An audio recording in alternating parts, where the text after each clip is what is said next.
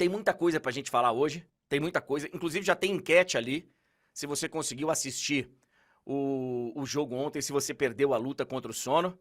E acho que muita gente perdeu a luta contra o sono. Eu vou dizer um negócio pra você. Não foi fácil, tá? Foi duro, cara. Foi duro se manter acordado. O jogo começou muito tarde, muito tarde. A gente sabe, quem escolhe o horário dos jogos, claro que tem ali uma... Né, a Conmebol tem que administrar de uma certa forma quem tem os direitos de transmissão e tal, mas normalmente é quem joga em casa. Quem joga em casa escolhe o horário, escolhe onde vai jogar, e a seleção do Peru escolheu jogar às 9 da noite, lá em Lima, o que é absolutamente normal, né? Absolutamente normal, inclusive um horário mais cedo do que a gente escolhe aqui. Só que tem 2 horas de fuso, então o jogo pra gente começou às 11. No primeiro tempo nós tivemos 2 paradas pra VAR, que, cara, uma delas é inexplicável. É o gol do Richarlison, né, o segundo. É inexplicável esse lance, ficou, cara, acho que 8 minutos parado. Já tinha ficado uns 3 ou 4 no primeiro gol. Então, assim, o VAR no nosso continente, ele tá fazendo história, né? 7 ou 8 minutos nesse aí, enfim. Então, cara, com a parada do VAR, eu confesso pra vocês, chegou no final do primeiro tempo, eu coloquei o timer, falei pra moça aqui, eu não vou falar senão ela vai ativar aqui. Eu falei, ô, fulana, timer para 15 minutos, porque senão não ia aguentar. Mas o Brasil ganhou por 1-0, a gente sabia que seria um jogo mais complicado do que o jogo contra a Bolívia.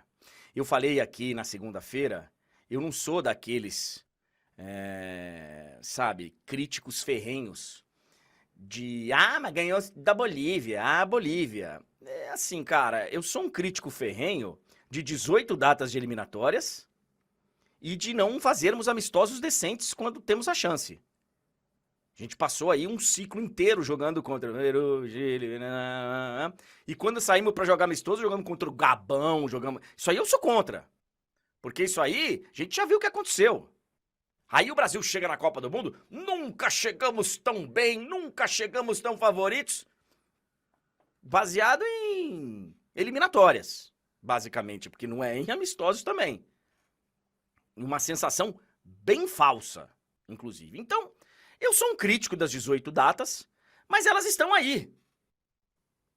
Eu tô muito mais preocupado com o que vai acontecer quando o Brasil tiver chance de fazer amistoso. Dizem que já tem um em março contra a Espanha. Tomara. Tomara.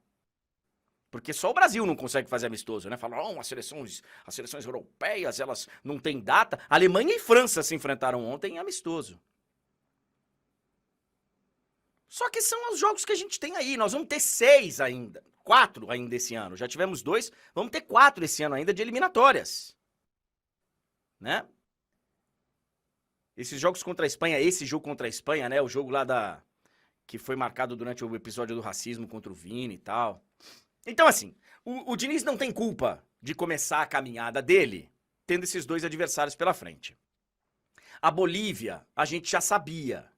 A gente falou aqui. A Bolívia era o adversário, era o jogo mais fraco dos 18. Se você pudesse escolher o jogo mais fraco, antes de começar as eliminatórias, seria esse, a Bolívia em casa. Porque a Bolívia, a gente sabe, o grande jogador da Bolívia é a altitude. E ontem, com o seu grande jogador, tomou um passeio da Argentina sem Messi. Então a Bolívia a gente sabia que ia ser um adversário fraco. Mas era o que tinha. E o Brasil tinha que ganhar e bem. Ganhou e bem. Apresentou alguns erros? Apresentou alguns erros. Mas, no geral, fez a sua parte o Brasil. Ontem, também era um adversário bem meia-boca. Também. O Peru é freguês do Brasil, pô, há quase um século. Ganharam uma vez do Brasil lá. Uma vez. Então, assim, a gente já sabia que seria mais difícil, mas é um adversário... Cara, o Peru, ele empatou com o Paraguai na estreia, que ontem perdeu da Venezuela. Inclusive, contra o Paraguai, o Peru tomou 5 bolas na trave. Não tá fácil a vida pro Peru. E ontem o Brasil teve dificuldade. Eu, inclusive, aqui, cravei o resultado do jogo. Falei, ó, vai ser 1-0 duro. A vitória quase não veio. Foi uma vitória, eu até li aí num artigo de alguém falando, é a seleção do Diniz. Mas foi uma vitória à la Tite, né? Com uma seleção que os analistas de desempenho gostam de falar, não, uma seleção sólida e tal. Ontem não foi tão assim, porque a gente viu erro de passe pra caramba e tal. Não, mas uma seleção, e aí na bola parada e tal. Mas, ei, é um artifício do futebol. E o Brasil na bola parada, golaço do Marquinhos, golaço. O Brasil conseguiu a sua vitória.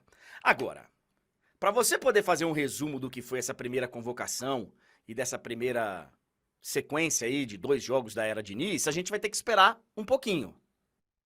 Eu tô muito mais curioso com o que vai acontecer na segunda convocação, que já vai ser aí nos próximos dias, do que com essa estreia. Os próximos jogos do Brasil, Venezuela em casa, que não vai ser nada disso, aí você já sai para pegar um Uruguai. Quero saber como que vai ser a convocação do Diniz, se ele vai continuar insistindo com alguns jogadores que a gente sabe que ficaram bem abaixo. Agora, por exemplo, tá tendo toda uma comoção com o Richarlison, né? Pô, o Richarlison deu uma entrevista muito legal ontem, muito bacana, falando que vai inclusive procurar ajuda psicológica, que vai... Pô, ontem ele fez o gol, parecia que saía uma tonelada das costas dele, e aí o gol foi anulado. Mas não dá pra ficar insistindo pra sempre. A gente vive falando que seleção é momento e tal. Eu vou entender se o Diniz quiser insistir, porque o Diniz é o técnico, ele tem o direito de ter a teimosia dele. Mas já falei aqui, seleção não é lugar pra recuperar jogador. O jogador tem que estar bem pra chegar na seleção. Achei legal que o grupo dos jogadores tratou o Diniz como técnico efetivo, não como um interino que tá aí. Ah, não, é só um meia boca que tá aí. Gostei, acho que é um aspecto positivo. Tô curioso pra ver como que o Diniz vai administrar esse negócio de cadeira cativa na seleção. Porque a gente tem uma seleção que há algum tempo é a seleção dos passas, né? Tô curioso pra ver como é que ele vai administrar isso. A nossa defesa foi muito bem. Nós tomamos um gol contra a Bolívia que foi, pô, o cara achou um petardo lá, um foguetaço que... Mas veja só como é curioso, né? A seleção brasileira passou agora um ciclo inteiro.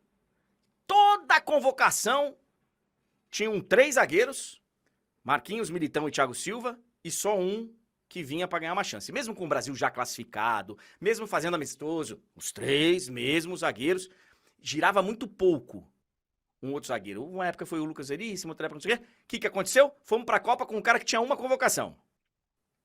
Porque eram sempre os mesmos. E desses 3, 2 não estavam ontem. Sobrou o Marquinhos, porque o Militão tá machucado e o Thiago acabou para ele na seleção. Eu acho. Então, a defesa se comportou muito bem. Gabriel Magalhães, eu acho que deu conta do recado. E o Militão vai voltar quando tiver recuperado e tal, mas a condição do Militão vai demorar um pouco ainda. Agora, tivemos problemas, gente. Os desempenhos individuais ontem ficaram bem abaixo. Bem abaixo. O Casemiro, por exemplo, irreconhecível. Ontem não foi o melhor dos jogos do Neymar. Eu sei que tem a galera que não gosta que ele seja criticado. Eu, por exemplo, elogiei o desempenho dele lá em Belém do Pará, citando que o pênalti, o pênalti foi bizonho. Nossa, você detonou o Neymar. Não detonei o Neymar. O Neymar jogou bem contra a Bolívia. O que eu falei aqui foi, se é um jogo de Copa do Mundo que você bate um pênalti daquele jeito, pode fazer falta depois. Mas é que não pode criticar, não pode fazer nenhuma Ontem não foi legal. Ontem, o Martinelli entrou bem. Quero ver então, por isso que eu digo, quero ver muito mais a segunda convocação do que a primeira. Quero ver como é que vai ser com o Martinelli. Jesus entrou bem. Ele vai insistir no Richarlison, ele vai...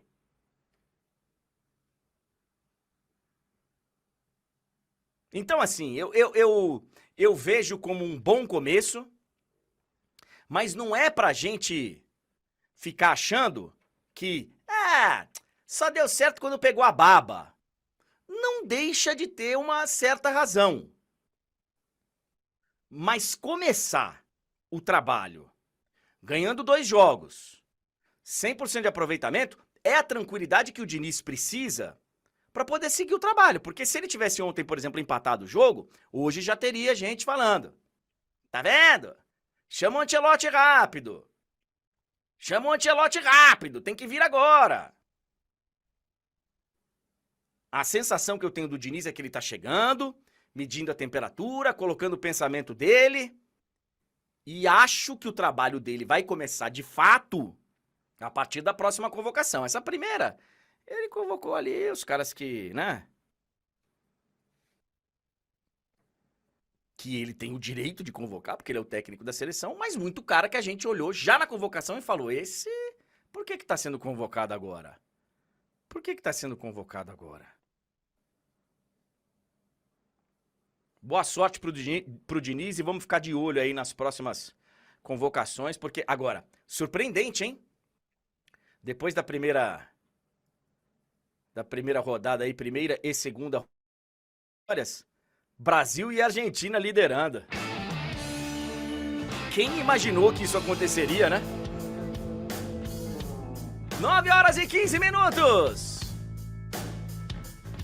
E nós vamos ficar 18 rodadas, quase 3 anos jogando essa porcaria dessas eliminatórias para classificar Brasil, Argentina e a Rapa dividir 5 vagas. 4,5, vai. Vocês já tiveram essa... Brasil e Argentina vão pra Copa. Aí você vai ter 8 seleções disputando 5 vagas, cara.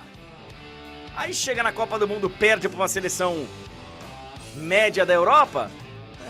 Mas a gente tava tão bem. Jogamos tão bem as eliminatórias.